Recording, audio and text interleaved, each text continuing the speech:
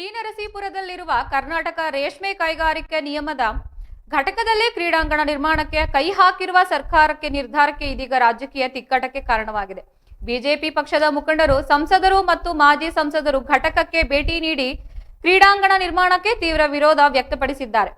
ಈ ಬೆಳವಣಿಗೆಯು ಸ್ಥಳೀಯ ರಾಜಕೀಯ ವಲಯದಲ್ಲಿ ತೀವ್ರ ಚರ್ಚೆಗೆ ಗ್ರಾಸವಾಗಿದ್ದು, ಮಾಜಿ ಸಂಸದ ಪ್ರತಾಪ್ ಸಿಂಹ ಮತ್ತು ಸಂಸದ ಯದುವೀರ್ ದತ್ತ ಒಡೆಯರ್ ಸೇರಿದಂತೆ ಬಿಜೆಪಿ ಮುಖಂಡರು ಕೆಎಸ್ಸಿಐ ಕಾರ್ಖಾನೆಗೆ ಭೇಟಿ ನೀಡಿ ಇಲ್ಲಿ ಕ್ರೀಡಾಂಗಣ ನಿರ್ಮಿಸುವುದಕ್ಕೆ ತೀವ್ರ ಆಕ್ಷೇಪ ವ್ಯಕ್ತವಾಗಿದೆ.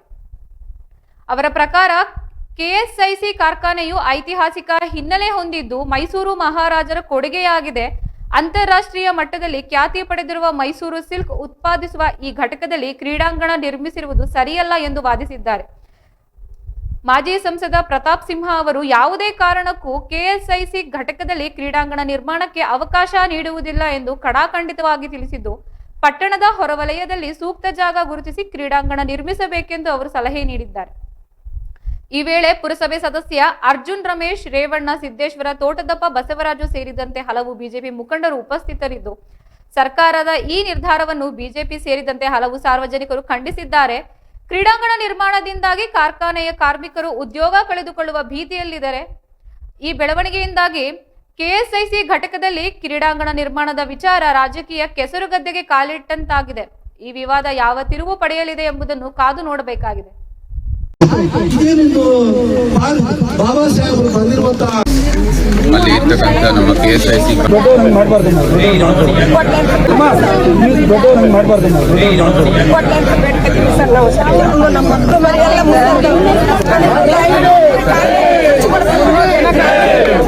ನಮ್ಮ ತಿರುಮಕೂಡ ನರಸೀಪುರ ಅಲ್ಲಿ ಇರ್ತಕ್ಕಂಥ ನಮ್ಮ ಕೆಎಸ್ಐಸಿ ಕಾರ್ಖಾನೆಗೆ ಭೇಟಿ ಕೊಡುವಂಥದ್ದು ಉದ್ದೇಶ ಎಲ್ಲರಿಗೂ ಗೊತ್ತಿರೋ ಹಾಗೆ ಇವತ್ತು ಸುಮಾರು 3-4 ದಿನದಿಂದ ಪ್ರತಿಭಟನೆ ನಡೀತಾ ಇದೆ.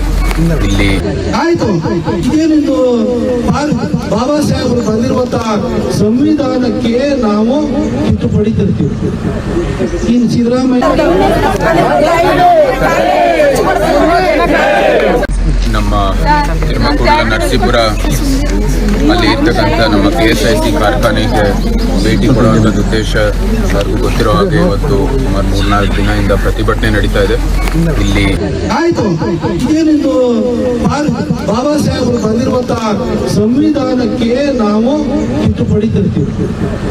ಇನ್ನು ಸಿದ್ದರಾಮಯ್ಯನವರು ಸರ್ಕಾರ ತಗೊಂಡ್ರೆ ಯಾವುದೋ ಒಂದು ಕ್ಯಾಬಿನೆಟ್ ಡಿಸಿಷನ್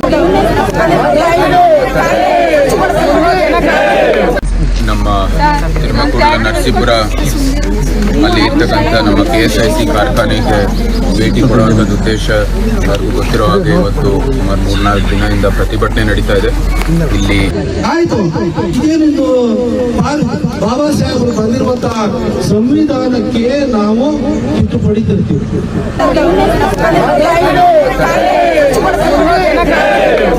ನಮ್ಮ ತಿರುಮಕೂಡ ನರಸೀಪುರ ಅಲ್ಲಿ ಇರ್ತಕ್ಕಂಥ ನಮ್ಮ ಕೆಎಸ್ಐಸಿ ಕಾರ್ಖಾನೆಗೆ ಭೇಟಿ ಕೊಡುವಂಥದ್ದು ಉದ್ದೇಶ ಎಲ್ಲರಿಗೂ ಗೊತ್ತಿರೋ ಹಾಗೆ ಇವತ್ತು ಸುಮಾರು 3-4 ದಿನದಿಂದ ಪ್ರತಿಭಟನೆ ನಡೀತಾ ಇದೆ. ಇಲ್ಲಿ ಆಯ್ತು, ಇದೇನಿದು ಬಾಬಾ ಸಾಹೇಬರು ಬಂದಿರುವಂತಹ ಸಂವಿಧಾನಕ್ಕೆ ನಾವು ಕಿತ್ತು ಪಡಿತಿರ್ತೀವಿ.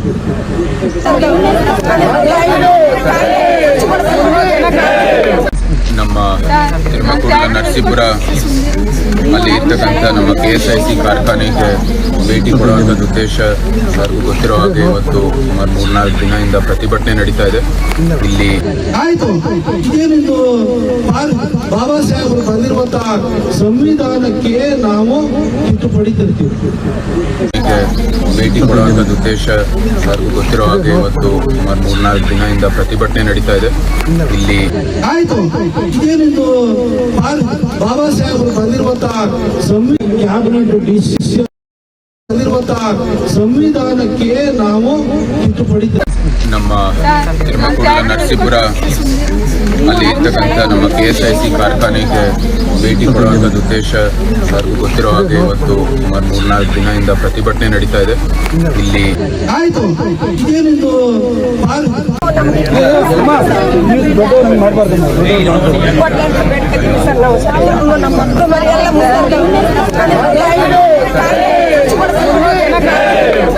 ನಮ್ಮ ತಿರುಮಕೂಡ ನರಸೀಪುರ ಅಲ್ಲಿ ಇರ್ತಕ್ಕಂಥ ನಮ್ಮ KSIC ಕಾರ್ಖಾನೆಗೆ ಭೇಟಿ ಕೊಡುವಂಥದ್ದು ಉದ್ದೇಶ ಎಲ್ಲರಿಗೂ ಗೊತ್ತಿರೋ ಹಾಗೆ ಇವತ್ತು ಸುಮಾರು 3-4 ದಿನದಿಂದ ಪ್ರತಿಭಟನೆ ನಡೀತಾ ಇದೆ.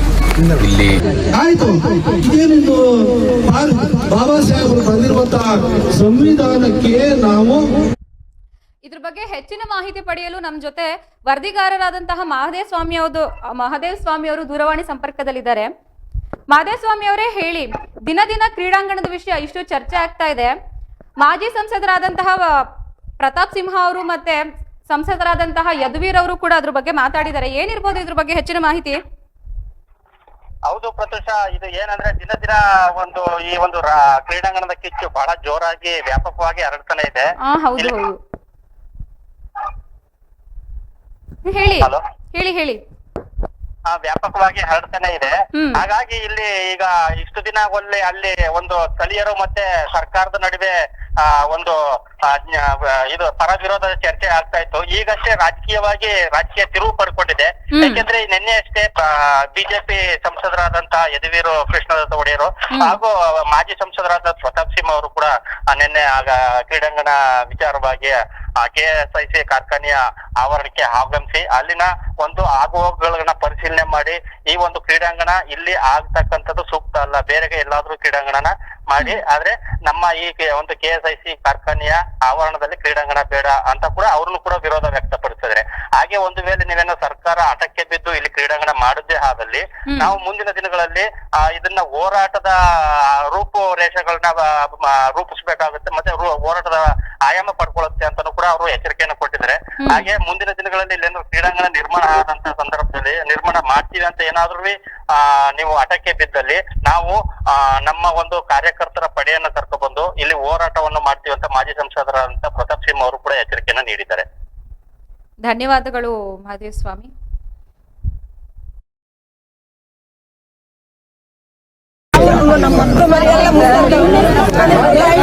ಆಯ್ತು, ಇದೇನಿದು ಬಾಬಾ ಸಾಹೇಬರು ಬಂದಿರುವಂತಹ ಸಂವಿಧಾನಕ್ಕೆ ನಾವು ತಿದ್ದುಪಡಿ ತರ್ತೀವಿ. ಇನ್ನು ಸಿದ್ದರಾಮಯ್ಯನವ್ರ ಸರ್ಕಾರ ತಗೊಂಡ್ರೆ ಯಾವುದೋ ಒಂದು ಕ್ಯಾಬಿನೆಟ್ ಡಿಸಿಷನ್ ತೆಗೆದು ಸಾಕಾಗಲ್ಲನ್ರಿ. ಹೇಳಿ, ಇದೇನೇನು ಇದು ನಿಮ್ಗೇನು ಇದ್ರಲ್ಲಿ ಯಾವುದೋ ನಿಮ್ಗೆ ಧರ್ಮಗ್ರಂಥದಲ್ಲಿ ಬರೆದಿರುವಂಥದ್ದು ಇದನ್ನು ಬದಲಾಯಿಸಕ್ಕಾಗಲ್ಲ ಅಂತ ಹೇಳಿ. ಆಮೇಲೆ ಕಾನ್ಸ್ಟಿಟ್ಯೂಷನ್ ಬೇಸಿಕ್ ಸ್ಟ್ರಕ್ಚರ್ ಒಳಗಡೆ ಬರುತ್ತೆ ಇದು, ಇಲ್ಲ ತಾನೆ? ಸರ್ಕಾರಿ ಒಂದು ಆದೇಶ ಸಂಸ್ಥೆಯ ಆಶಯಕ್ಕೆ ವಿರುದ್ಧವಾಗಿ ಅವರ ಅಭಿಪ್ರಾಯವನ್ನು ಧಿಕ್ಕರಿಸಿ ಮಾಡಿರುವಂತ ಆದೇಶವನ್ನ ಇವತ್ತು ಜನಾಭಿಪ್ರಾಯಕ್ಕೆ ತಲೆಬಾಗಿ ವಾಪಸ್ ತೆಗೆದುಕೊಳ್ಬೇಕು ಅಂತ ಅಷ್ಟೇ ಕೇಳ್ತಿದ್ದಾರೆ. ಒಂದು ಕ್ರೀಡಾಂಗಣ ಬೇಕಾ, ಈ ಭಾಗಕ್ಕೆ ಒಂದು ಒಳ್ಳೆ ಕ್ರೀಡಾಂಗಣ ಬೇಕು ಅಂತ ಹೇಳಿದ್ರೆ ಊರಾಚೆ ಎಲ್ಲಿದೆ ಜಾಗ ಅದು ಹುಡುಕಿ.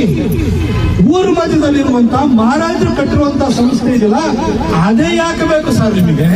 ಆಮೇಲೆ ಈಗ ಎಲ್ಲಿ ಕಲ್ಲು ಹಾಕಿರೋದು ನೋಡಿ, ಏನ್ ಕ್ರಿಕೆಟ್ ಮ್ಯಾಚ್ ಗಲ್ಲಿ ಕ್ರಿಕೆಟ್ ಆಡಕ್ಕಾಗಲ್ಲ ರೀ ಇದರಲ್ಲಿ. ನೀವು ಎಲ್ಲಿ ಮಧ್ಯದಲ್ಲಿ ಪಿಚ್ನೆಲ್ಲ ರೆಡಿ ಮಾಡ್ತೀರಿ, ಎಲ್ಲಿಗೆ ಹೊಡಿತೀರಿ ನೀವು ಬಾಲನ್ನ? ಆಮೇಲೆ ಎಲ್ಲಾ ಜಾತಿ ಜನಾಂಗ ಧರ್ಮೀಯರು ಕೂಡ ಇಲ್ಲಿ ನೀವು ಕೆಲಸ ಸಿಕ್ಕಿದೆ. ಅಲ್ಲಿ ನಾನು ಆ ಜಾತಿ ಈ ಜಾತಿ ಆ ಧರ್ಮ ಹೇಳಲ್ಲ, ಎಲ್ಲರಿಗೂ ಹಣ ಕೊಟ್ಟಿರುವಂತಹ ಸಂಸ್ಥೆ ಇದಾಗಿದೆ.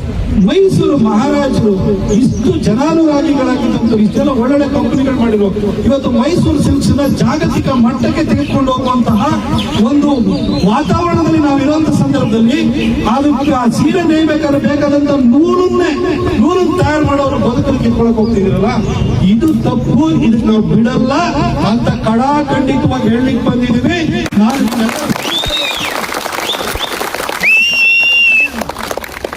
ಇನ್ನೊಂದ್ಸರಿ ಅವನು ಯಾವನ ಅಧಿಕಾರಿ ಯೋಜನಾ ಮತ್ತು ಕ್ರೀಡಾ ಇಲಾಖೆ ಅಧಿಕಾರಿ ಒಳಗಡೆ ಬಂದು ಪೊಲೀಸರು ಕರ್ಕೊಂಡ್ಬಂದು ಕಲ್ಲಾಡಕ್ ಬಂದ್ರು ಅಂತ ತಿಳ್ಕೊಳ್ಳಿ, ತಿರುಗಿ ನಿಂತ್ಕೊಳ್ಳಿ.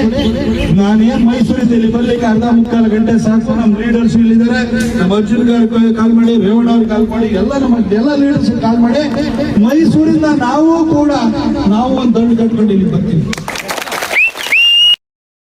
ನಮ್ಮ ತಿರುಮಕೂರಿನ ನರಸೀಪುರ ಅಲ್ಲಿ ಇರ್ತಕ್ಕಂಥ ನಮ್ಮ KSIC ಕಾರ್ಖಾನೆಗೆ ಭೇಟಿ ಕೊಡುವಂಥದ್ದು ಉದ್ದೇಶ ಎಲ್ಲರಿಗೂ ಗೊತ್ತಿರೋ ಹಾಗೆ ಇವತ್ತು ಸುಮಾರು 3-4 ದಿನದಿಂದ ಪ್ರತಿಭಟನೆ ನಡೀತಾ ಇದೆ. ಇಲ್ಲಿ ಪಟ್ಟಣ ಪಂಚಾಯತಿ ಅಥವಾ ಇಲ್ಲಿ ಸ್ಥಳೀಯ ಏನು ಎಲೆಕ್ಟೆಡ್ ಬಾಡಿ ಇದೆ ಅವರು ಇಲ್ಲಿ ಒಂದು ಕ್ರೀಡಾಂಗಣ ಮಾಡಬೇಕು ಅಂತ ಹೊರಟಿದ್ದಾರೆ. ಯಾವುದೇ ರೀತಿ ಒಂದು ತಾರ್ಕಿಕವಾಗಿ ಅಥವಾ ವೈಜ್ಞಾನಿಕವಾಗಿ ಈ ಒಂದು ಕೆಲಸವನ್ನು ಅವರು ಮಾಡ್ತಾ ಇಲ್ಲ. ಈಗಾಗಲೇ ಅವರು ಆಯ್ಕೆ ಮಾಡಿರುವಂಥ ಜಾಗವನ್ನು ವೀಕ್ಷಣೆ ಮಾಡಿದ್ದೀವಿ. ಪಕ್ಕನೇ ಒಂದು ದೊಡ್ಡ ಬಾಯ್ಲರ್ ಇದೆ. ಮತ್ತು ಏನು ರೇಷ್ಮೆ ಉತ್ಪಾದನೆ ಮಾಡೋದಕ್ಕೆ ಇಲ್ಲಿ ಒಂದು ರೀತಿಯ ಒಂದು ಪ್ರಕೃತಿ ಬೇಕಾಗಿದೆ, ಒಂದು ರೀತಿಯ ಒಂದು ವಾತಾವರಣ ಬೇಕಾಗಿದೆ. ಅದೆಲ್ಲನೂ ಕೂಡ ಈ ಜಾಗ ಅದಕ್ಕೆ ಪೂರಕವಾಗಿರ್ತಕ್ಕಂಥದ್ದು.